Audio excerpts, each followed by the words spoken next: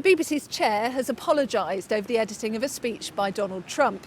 He sent a 4-page letter to MPs after the resignation of the Director General and the CEO of News. Here's everything you need to know. Well, after the resignations of Director General Tim Davie and the BBC's News CEO Deborah Turness, understandably the focus has been on one of the few senior figures left standing, the BBC's chair.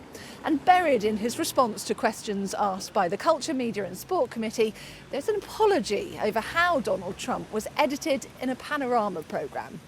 This all came about because of a leaked memo by Michael Prescott, a former external advisor to the BBC's Editorial Standards Committee. In the letter, Shah says he wants to make it clear that they have taken Mr Prescott's concerns seriously, that any implication the BBC sought to bury the issues raised in the memo is simply not true. Now, Shah points to the corporation publishing corrections where it's got things wrong, changing editorial guidance to make the BBC's position on issues clearer, and making changes to leadership as evidence over how it's acted.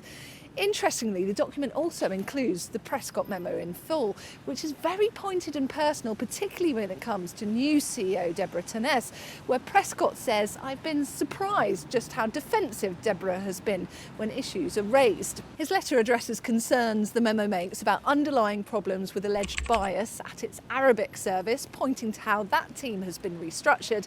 And it also talks about how the BBC tackles stories on sex and gender identity. He highlights how much of that coverage in question was found to meet the BBC's standards on impartiality and accuracy. And in terms of the story that's brought the BBC most criticism, how Donald Trump's speech was edited, Shah details how more than 500 complaints have since been raised, adding, "We accept that the way the speech was edited did give the impression of a direct call for violent action." That's a first. But given that President Donald Trump has now sent a letter to the BBC threatening legal action, it's unlikely that Shah's apology will be the end of this.